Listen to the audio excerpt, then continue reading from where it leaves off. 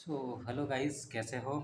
तो चलो आज हम लोग जो है क्या पढ़ने जा रहे हैं, class 11th human physiology, kidney के बारे में, यानी कि structures of kidney and it's functions.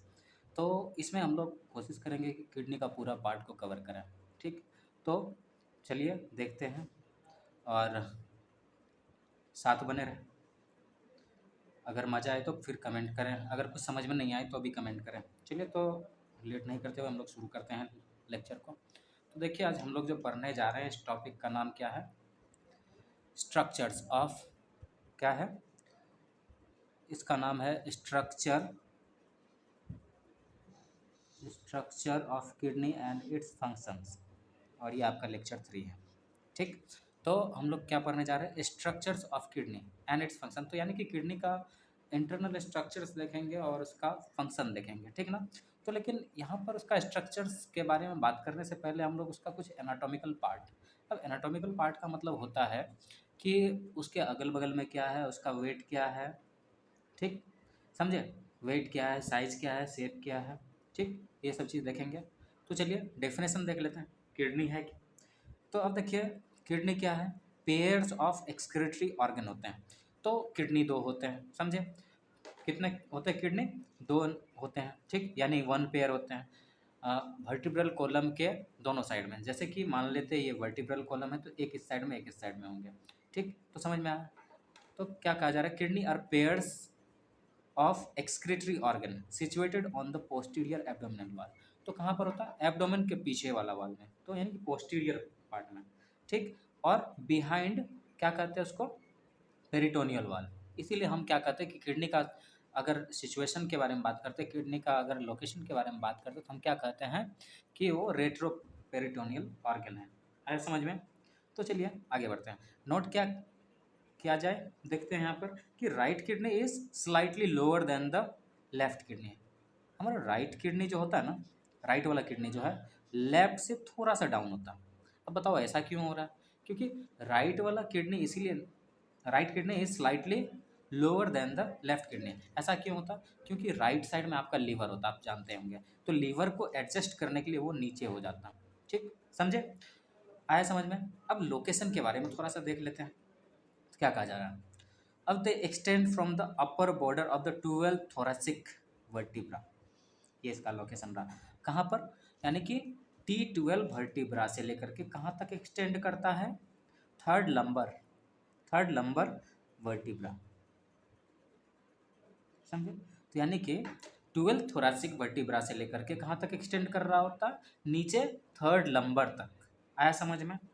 अब कहाँ पर? बिहाइंड द पेरिटोनियल वॉल, यानी कि पेरिटोनियल वॉल के पीछे होता है। इसीलिए हम इसको क्या कहते हैं? इसको हम रिट्रोपेरिटोनियल के नाम से भी जानते हैं, समझे? तो अब आपको हम जो है क्या करते हैं बताते हैं। क्या कहते हैं हम इसको? रिट्रोपेरिटोनियल भी कहते हैं। क्या कहते हैं? रिट्रो अरे भाई चल जाओ, रिट्रोपेरिटोनियल। एक सेकेंड, ये पेन धोखा दे दिया। एक सेकेंड।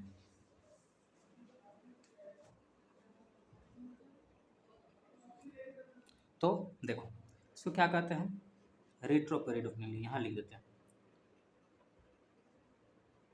रिट्रोपेरिटोनियल। तो किडनी क्या है? कि रिट्रोपेरिटोनियल ऑर्गन है। आया समझ में? ठीक, कोई दिक्कत? चलिए, अब देखिए क्या कहते हैं। Left kidney is little longer and narrower than the right kidney. अब देखिए, हमने क्या पढ़ा था थोड़ा देर पहले ये पढ़ा था कि राइट किडनी जो है, क्या पढ़ा था? कि राइट किडनी जो है नीचे है। ठीक, इसका मतलब कम मत समझिएगा, मतलब नीचे है। और लेफ्ट किडनी क्या है? स्लाइटली अपर है। अब यहाँ पर बात दूसरा आ जा रहा है, फिर क्या दूसरा रिलेशन क्या आ जा रहा है कि आपका राइट किडनी जो है, ठीक है ना, लेफ्ट किडनी जो है लिटिल लॉन्गर है, मतलब थोड़ा सा लंबा है, और नेरोअर है, ठीक है ना, नेरो है, पतला करके ऐसे। और क्या कहते हैं? और राइट किडनी छोटा है, समझे, और वाइड है। चलिए आगे बात करते हैं शेप साइज की, किडनी की शेप एंड साइज।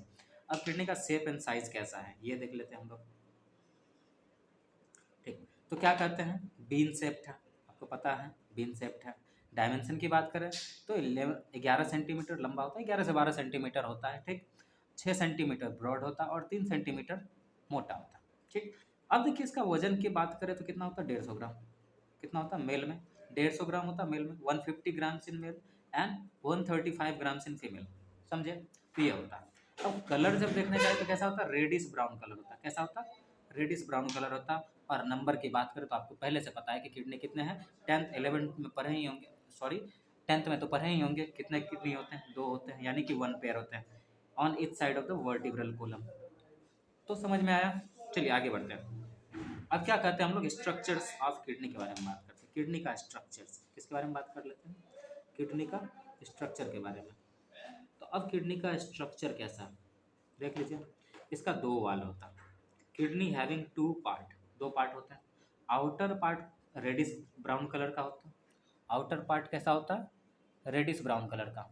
समझे, outer part reddish brown colour का, जिसको हम क्या कहते हैं, कॉर्टेक्स कहते हैं। क्या कहते हैं, किडनी का आउटर पार्ट को हम क्या कहते हैं, कॉर्टेक्स। हम दिखा देते हैं। देखिए, तो ये वाला पोर्शन जो है, ये जो है, ये क्या कहते हैं, कॉर्टेक्स हो गया। और ये जो रीजन है, इस रीजन को हम कहते हैं मेडुला। या इस रीजन, ये जो है, ये सभी के सभी, ये सभी के सभी, ये सभी के सभी क्या है, ये सभी के सभी मेडुला है। क्या है, समझे, क्या है, मेडुला। समझे, कोई दिक्कत आया समझ में। और ये आपको दिख ही रहा होगा, क्या है, ये एओर्टा है। और ये क्या है, इन्फीरियर वेना कावा, IVC लिख देते हैं, इन्फीरियर वेना कावा है।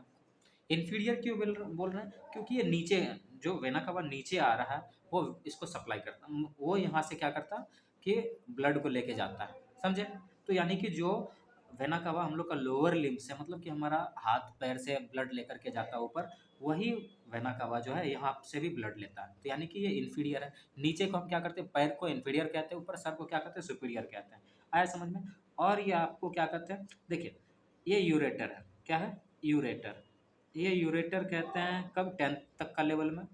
और फिर अगर ये देखिए, ये यूरेटर का ये इस वाला पोर्शन वाला जो पार्ट है, यहाँ से लेके यहाँ तक, यहाँ से यहाँ तक, इसको हम क्या कहते हैं पता है आपको, इसको कहते हैं रीनल पेल्विस। क्या कहते हैं, समझे, रीनल पेल्विस। आया समझ में, कोई दिक्कत। तो चलिए, तो ये हमें ये देखना था कि आउटर को क्या कहते हैं, कॉर्टेक्स कहते हैं। ये देखें, ये आउटर पार्ट जो है, ये कॉर्टेक्स हो गया, ये पूरा का पूरा ये कॉर्टेक्स है। और ये जो दिख रहा है, ये मेडुलरी पिरामिड है। क्या कहते हैं, ये पिरामिड टाइप का है, ये मेडुलरी पिरामिड हो गया। ठीक, समझे। और उसके बाद जब देखते हैं हम लोग तो क्या, तो अब यहाँ पर देखिए, ये रिनल, ये इसको देखिए क्या कहते हैं, मेडुलरी पिरामिड को हम रिनल पिरामिड भी कहते हैं।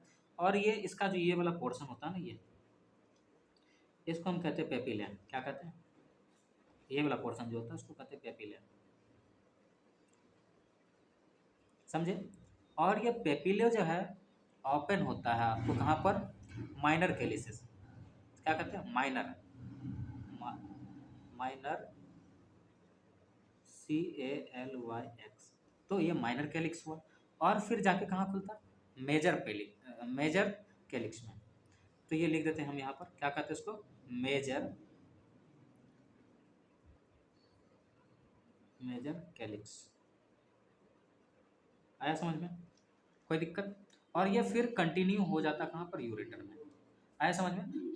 अब आपका जो है इस जगह पे जो है क्या होता है, यहाँ पर इस चीज़ में आपको नेफ्रॉन पाया जाता है। आपको पता है कि किडनी का यूनिट क्या है, नेफ्रॉन है। क्या है किडनी का यूनिट, नेफ्रॉन है। समझ में आ रहा है। तो इसमें आपको नेफ्रॉन पाया जाता है। तो कुछ नेफ्रॉन यहाँ पर 2 टाइप के नेफ्रॉन पाए जाएंगे। 2 टाइप के नेफ्रॉन क्या, एक जो कि पूरा के पूरा मेडुला में रहता है, तो जिस, और जो क्या होता, और उसको क्या कहते हैं, मेडुलरी नेफ्रॉन या फिर जक्स्टा ग्लो, हाँ ठीक, तो जक्स्टा ग्लोमेरुलर नेफ्रॉन। हाँ ठीक। अब देखिए एक मिनट, और ये ऊपर जो रहता है कॉर्टिकल नेफ्रॉन कहते हैं। तो जो ये पिरामिड में आता है तो ये नेफ्रॉन दो टाइप के हम पढ़ेंगे, क्या जक्स्टाग्लोमेरुलर वाला पार्ट, और फिर और दूसरा क्या पढ़ेंगे हम लोग कॉर्टिकल नेफ्रॉन के बारे में। तो देखेंगे फंक्शन किसका क्या जाता है, लेकिन आज के लेक्चर में इतना डीप नहीं जाएंगे, बस देखना था हम लोग को, इसका स्ट्रक्चर देखना था, लेकिन फंक्शन हम बोल के रखे थे। तो चलिए इसका आगे देख लेते हैं। अब देखिए, तो यानी हम समझ गए कि आउटर पार्ट को हम कॉर्टेक्स कहते हैं, यानी कि हम क्या कहते हैं, हम देखो यहाँ पर रखते हैं हम। तो आउटर को हम क्या कहते हैं कॉर्टेक्स, इनर को मेड्यूला। आया समझ में? इनर को क्या कहते हैं, जो कि पेल कलर का है, उसको कहते हैं मेडुला। आया समझ में? अब देखो कॉर्टेक्स में क्या क्या आता है, हम लोग को क्या देखना है कि contents of the cortex and medulla. तो मेडुला और कॉर्टेक्स में क्या होता है, तो cortex consist of renal corpuscles and convoluted tubules. तो यानी कि इसमें क्या होता है, रीनल कॉर्पसल्स, समझे, और कन्वोल्यूटेड ट्यूब्यूल्स। तो आपको कहीं ना कहीं ये याद आ रहा होगा, क्लास 10th में जो पढ़े होंगे, तो किसको बोल रहे थे, ये नेफ्रॉन का पार्ट है, समझे। तो रीनल कॉर्पसल्स और कन्वोल्यूटेड ट्यूब्यूल्स ये नेफ्रॉन का पार्ट है। आया समझ में? और नेफ्रॉन का काम क्या आपको पता ही होगा, यूरिन प्रोड्यूस करना, यूरिन बनाना, है ना, और या फिर कह सकते हैं कि यूरिन को कंसंट्रेट करना। आया समझ में? तो अब चलिए, से एक बात आपको तो बता दिए होंगे कि बता दिए हैं पहले लेक्चर में कि मतलब किडनी का काम क्या है, नॉर्मल फंक्शन क्या है। वो हम लोग का होम्योस्टेसिस, बॉडी टेम्परेचर, बहुत सारी चीज़ को मेंटेन करता है, फिर एसिड बेस बैलेंस को भी मेंटेन करता है। आया समझ में? अगर पहला लेक्चर नहीं देखे तो जाके देख लीजिए, ऐसे समझ में नहीं आएगा। अब देखिए क्या कहते हैं, कॉर्टिकल पार्ट जो कि पेनिट्रेट करता है मेडुलरी पार्ट को, उसको क्या कहते हैं हम, रीनल कॉलम ऑफ बर्टीनी। क्या कहते हैं, क्या कहते हैं हम, रीनल कॉलम ऑफ बर्टीनी। ये देखिए, ये जो इधर अंदर की तरफ देखिए, ये कॉर्टेक्स है, ये पूरा का पूरा कॉर्टेक्स है, और ये कॉर्टेक्स ये अंदर की ओर जा रहा है, ये मेडुला में धस रहा है ना, मेडुला में जो धस रहा है उसको हम क्या कहते हैं, रीनल कॉलम ऑफ बर्टीनी। क्या कहते हैं, बताओ क्या कहते हैं, इसको कहते हैं रीनल कॉलम ऑफ बर्टीनी। आया समझ में? ठीक, इसमें ढेर सारा ऐसे रेस टाइप का कुछ दिखता है, ठीक ना, ऐसे ऐसे करके। तो ये मेडुलरी पिरामिड का पार्ट्स है। आया समझ में? तो कितने होते हैं मेडुलरी पिरामिड, 8 से 9 या 9 से 10 कहा जाता है, अलग अलग बुक में अलग अलग हिसाब से दिया गया है, ठीक है ना। तो समझे, कोई दिक्कत? और ये कैप्सुलर पार्ट है, और इसका आउटर पार्ट है किडनी का। आया, तो चलिए फिर देखते हैं। अब देखिए क्या कहते हैं, अरे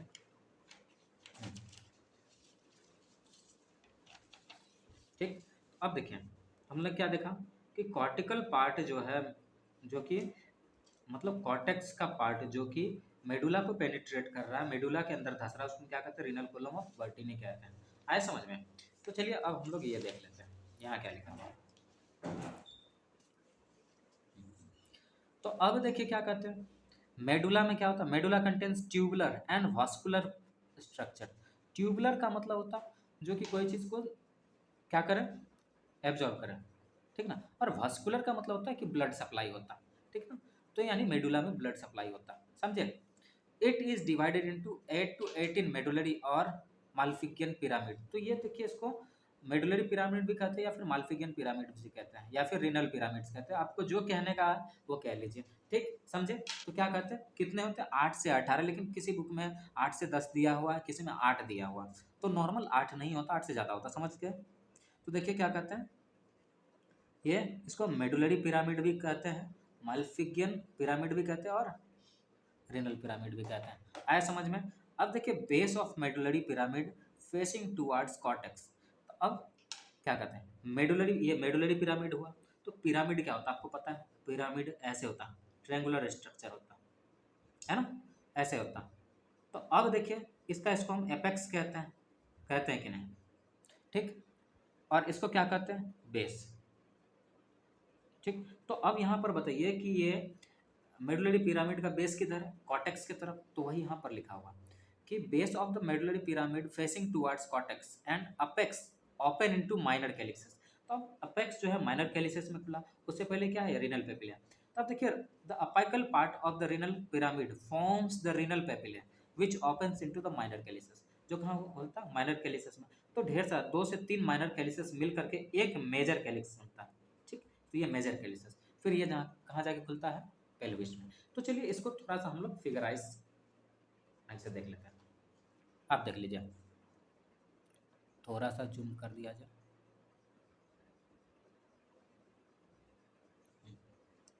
तो देखिए, तो अब ये हम क्लास 10th लेवल पे बता रहे हैं। तो ये देखिए इस पोजीशन को हम क्या कहते हैं हाइलम कहते हैं। ये जो ओपनिंग है आपका किडनी का, ठीक। तो ये किडनी का जो होता है ये देखिए, यही देख लीजिए, इसको क्या कहते हैं हाइलम कहते हैं। क्योंकि ये हाइलम क्या होता है, single opening, hilum is single opening through which क्या होता है कि रिनल पेल्विस एंड यूरेटर, और फिर क्या कहते हैं कि blood vessels and nerves and veins passes इन और आउट। तो अब बताओ कि यहाँ पर आर्टरी जा रहा है और वेन आ रहा है, फिर समझे। तो एओर्टा बताओ कि ये रेड वाला जो है एओर्टा है, तो ये ब्लड लेके जाएगा ना। और ये एओर्टा में जो ब्लड है वो कैसा है, ये नाइट्रोजनस वेस्ट से भरा पड़ा है, समझ रहे हैं, नाइट्रोजनस वेस्ट से भरा पड़ा है। तो ये इसमें जाता है फिल्टरेशन के लिए, क्या चीज़ के लिए जाता है, फिल्टरेशन के लिए, आया समझ में।